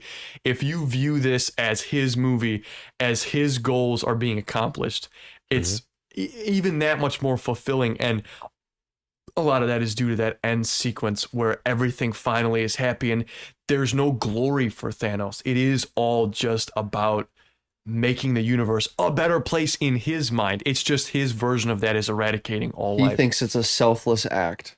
Oh, 100%. And that's what kind of endears me to Thanos and makes him a more endearing character. And there's where you have the best villains. We had one with Killmonger in 2018, and now we have Thanos. And yeah, I do think he's one of the best villains.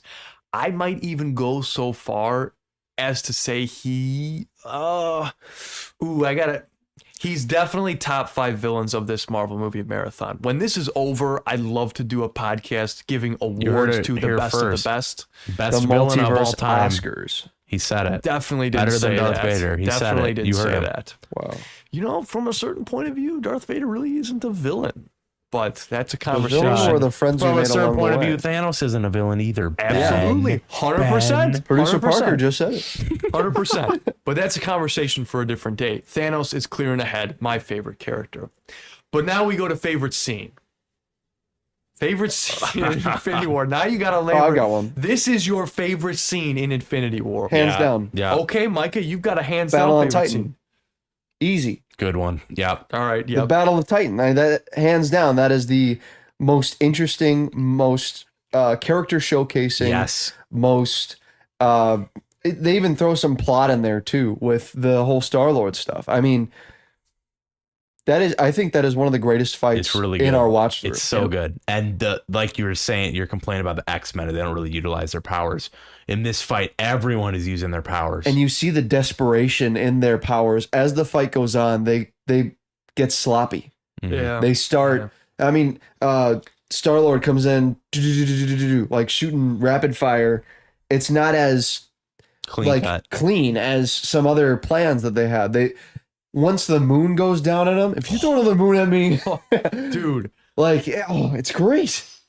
that moment is epic. Are you kidding me? And then he this- takes control of a moon and throws it at Tony. And then the strange duplicating Yes. himself, doing Yeah. the Naruto thing that he does, and then Thanos uses the stone to reduce them all to atoms, bring them down to one. It's He great. I used the love Soul it. Stone to find his true soul. I love Yeah, it. That's a great moment. that was really good. That's a good scene. We could have a whole breakdown. Ben, Oh, I we definitely want to give this to you because this is a great movie. I want to give you this chance before I take the scene that you might take. Oh, So go ahead. I'm going with the ending. I love the ending scene. That's Thanos, my favorite character in the movie, and the ending makes me so happy. A lot of that is also partly due to the score. Alan Silvestri's Porch theme has been with me through the last 5 years of my life. It's usually what I put on when I'm watching a sunset or a sunrise and watch the universe. You know, Go to bed. Ben just wakes up and he buys himself shower. a nice. He crying. puts a nice it's not porch even on there. about. It's not even that it's an emotional theme. It's just almost peaceful in a weird way. Like it's so good. The ending scene is my favorite scene in this movie. Good pick. And actually, that wasn't the scene I was going to pick. I'm going with the opening scene. I love this opening scene. This is, and I'm ready to cement it right now, my all-time favorite opening scene in any movie ever. And I know that's a bold claim, but I just, every time I watch this opening scene, it sets the tone for the movie, and it showcases Tom Hiddleston's Loki.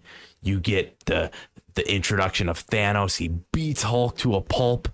I'm going with that scene just because you have the opening crawl narrated. It's an Asgardian ship. You know, there are children, there's families here. I don't know the full quote, but to me, that is the big thing that I think about most when I think about this movie is how impressive that opening is and how you throw us right into the movie and how coming off this fun Thor Ragnarok. Oh, look, everything's cool, funny. Yeah, Ragnarok just got blown up, but whatever. It's hopeful. We're optimistic. No, Thanos comes in, wipes out all of them, kills Heimdall, kills Loki, throws Thor around like a rag doll. It's just really, to me, that's really, Hulk gets really clobbered. impressive. Yeah. And I could watch that scene on loop endlessly. Great scene. Yep. It's so captivating Mm-hmm. too. I mean, I remember we had a Lego night what was that, like yeah. last year? Yeah. And we're like, yeah, let's put on Infinity War.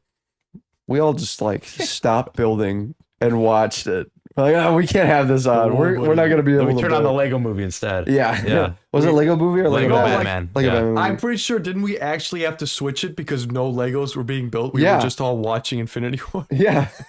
It was that good. It's a great scene. Oh, okay. Well, now's the time, gentlemen. Before we get into our scores, though, The infamous I want to see it because Hollywood Reporter ranking. So Holy crap. this is where they put Infinity War is one of the main reasons that we still look to this each and every week. Where does Hollywood Reporter have Oh, hold on. Let me tell you. Infinity War? The order. We have an order of things around here. We got to talk about what the internet thinks first. So Rotten Tomatoes critic puts it at an 85. Audience is a 92. Mm. Metacritic is a 68. Mm. A 68. Yeah. What? Hold on. Metacritic? Can I double check that? That doesn't sound right. I think I saw that today. Yeah. Is that really a 68? Sometimes the scores change a little bit from when I first put this in to, but not that much. A 68. Holy Wow. catfish. Okay. Okay. Metacritic user is an 8.5. IMDb is an 8.4 out of 10. Letterboxd is a 4.0 out of 5. Averaging it out to an 82, which means it is 9th place in our internet ranking. Oh, But really? where does Hollywood Reporter rate it? So we all know that they dog on Endgame, right? Yeah, we do. Endgame famously is at 36th place, the Ooh. bottom half. So would you say that this movie is That's better or worse than Guardians of the Galaxy? I mean, me personally, I'd put it better, but Right. Yeah. You know what? They didn't put this better. they didn't. They botched this. No, Guardians Yeah. of the Galaxy is in 19th place. Okay. Infinity War is at 31st place. Oh, Oh man, you yeah. really I was trying for holy a catfish. 31. curveball there. 31st place for Infinity War. Wow. 31st. Wow. X-Men is 9th place, by the way. I'm. Captain Marvel, That's 7th. just. Black Panther. I agree with that. Third Captain place. Marvel, 7th. Yeah. Oh man, totally. that's just It's a love letter to cinema.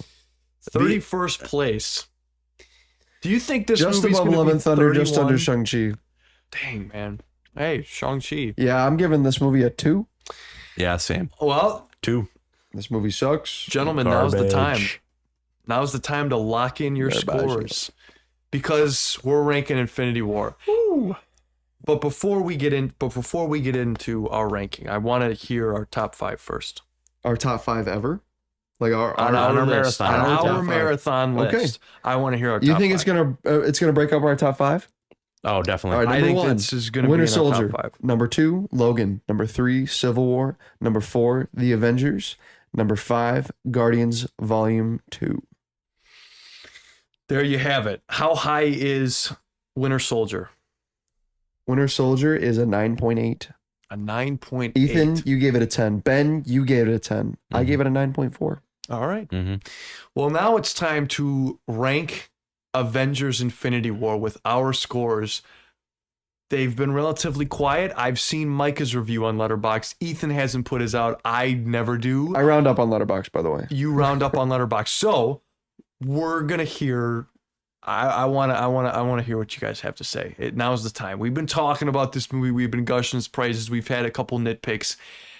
Now it's time though to give our scores. So Mr. Wentzloff, you first. Okay, so I love this movie. I just do. Every time I rewatch it, I just thoroughly enjoy the ride. I'm always impressed with all the characters that they're able to throw in here and the dialogue sequences they have and the way that the plot moves so quickly. It's a 2.5-hour movie, but it feels so smooth, so quick. I love this movie, and I don't know. I've said a lot about what I like about this movie, and I don't really have any nitpicks. And I'm not one of those guys who's like, oh my goodness, a movie has to be perfect for me to give it a 10. I've given out 10s before. So I'm going 10. I'm going 10 again. And if you're questioning that, just rewatch this movie in the context where we did watch 48 other films before you get to this movie, and then come talk to me. Okay. Thank you very much. All right. 10. A 10 right out the gate Yes, from sir. Ethan. All right. Okay. Micah. Avengers Infinity War is quite a masterpiece. It's a master class in comic book cinema. It is an achievement in a 35 character cast of main characters, man. There won't be a movie like this ever again. And yet I don't think it impacts myself, like my life, as Right. much as movies with a little bit different of approach to filmmaking. As Martin Scorsese said, Marvel movies are roller coasters.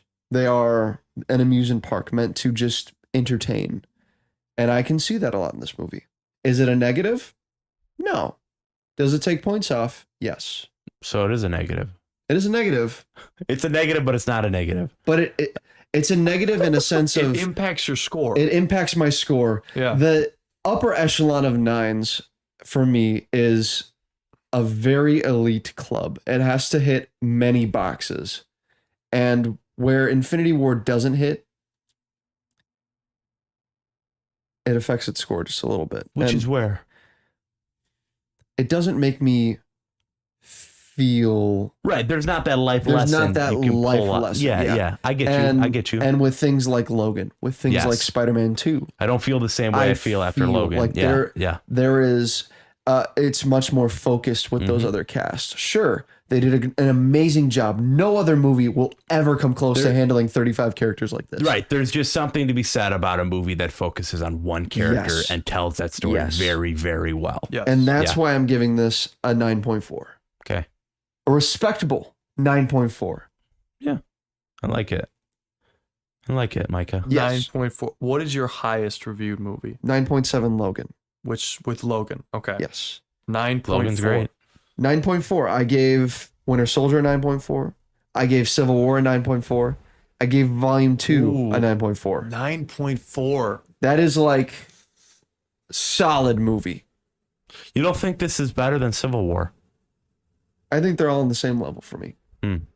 I think they all reach the line, but they don't cross it. They don't give me that little bit. Spider-Man 2, it makes me feel things beyond just showing emotion on Right, screen. It yeah. shows lifelike characters in some ways. It shows an environment that is a character as well. It shows me villains that have failed their responsibilities that they were given. Yeah. And in this way, and Thanos is an amazing villain, right? Thanos shows things, but just in the emotion aspect, compared to not what they could have done, just what they didn't do. I mean, it's just inherent in the plot. You can't have with the snap. It's inherent with the snap. It's just, it feels like, I don't know how to describe it. I don't want to say cheap, because the snap just inherently has emotion drawn to it when you knock out half the characters, right? But you know they're coming back. They're not earned deaths. Yeah, but at that moment, yeah, there was the emotion that you felt Yeah. in the theater. I think that's where I'll leave it. Okay. Yeah. So a 9.4. 9.4. from Micah. It's that's respectable. still It's great not a. score. It's not a. I don't think it's disrespectful. I don't think it's downplaying the amazingness that is this movie. It's just not my. It's not a. It's not. It wouldn't make my top 5, like, of all time. All right. That's Like definitely movies fair. or in the Of marathon? movies of all time. Okay. And to get like above a 9.5, Fair. I would say it Okay. has to be in my Okay. top 10 at least. Okay. All right. So we have a 10 and a 9.4. Okay. All right. Thinking about this week especially, what do I want to say for Infinity War? This is an I all-timer. thought about this all week, Oh, man. yeah, so did I, as I'm sure you did too, Ethan. Like, this is a huge movie. Having the privilege to just sit here and have a conversation with you two about this movie is something that I relish, and I know is not going to happen for a long time. But to sit here and break down what an amazing movie this is has been an absolute pleasure. But what do I say about this movie that has impacted my life in such a huge way and such a personal way? Dude, I think without this movie, we would not be sitting here. no. 100%. I If it didn't have a absolutely finale agree. like this, we wouldn't have this marathon. But this is why this movie and movies like this are why I'm so invested in movies in general, or the being so invested in the lore and the story of the, even still to this day, as weird and as all out there as the MCU can get, I'm still there because of movies like this, because I know what the MCU can do when it's at its best. And this is, in my opinion, some of the story of the MCU at its best. To me, what it did leading up to it, what it's done afterwards, to be a 10 out of 10 for me, you need to do more than just be a great movie. When it comes to films and stuff like that, I very much tend to be subjective with my rating. I am not very objective. My Amazing Spider-Man 2 score will definitely tell you that. All right, I am a very subjective when I'm scoring my films. And this movie, to me, I've seen it 4 times in the theaters. it's one of my favorite MCU films ever. To me, it gets so much right from an action standpoint, from an emotional standpoint, that I have and probably always will give this movie a 10 out of 10 because of what it does for everything in the MCU. I think it gets so many things right. The characters, the action, the setting, the score, every part of this film is something that I enjoy.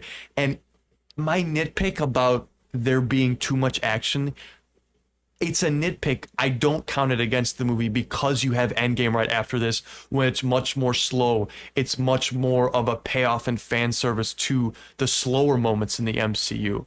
And so I'm okay with this being all action. You get the best moments of every character when it comes to all the action sequences.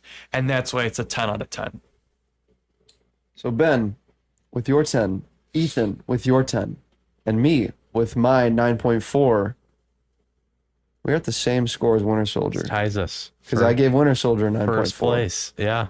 If I had to pick between Infinity War and Winter Soldier, I would bump this up to a 9.5. I'll do it. I'll bump it up. Which one's better? Infinity War. Yeah. Infinity War by far. Yeah. So that brings us up to a 9.83, topping our chart. It's our number one movie. So number one, And much deserved. kicking Black Panther out of the top 10, Oh. unfortunately. Oh, yeah. Oh, it did Guardians 2 out of the top 5, right? Guardians 2. And Ghost Rider is almost out of the top. These guys. Dang. Guys, we have one more movie. Oh, it's Spirit of Vengeance. Let me clarify. Spirit of Vengeance is almost out of the top 40, guys. So, Top 50, I right? mean, like top 49. yeah. dang. Number 1, Avengers Infinity War. I'm totally comfortable with that. All right. Do you want me to do the rundown real quick? We already ran down it, but Infinity War, number 1, at a 9.83. Winter Soldier, second place, at a 9.8. Logan, number 3, 9.73.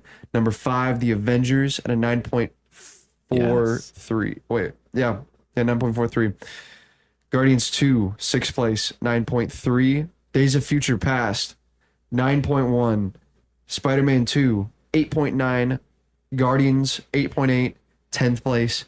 Iron Man at an 8.8. Oh, Iron Man's still in the top 10. Which, after watching Iron Man again, I would That's probably bump awesome. it up another 0.1 at least. That's awesome. I love Iron Man again. Yeah. I switched my score to a 5 out of 5 on Letterboxd.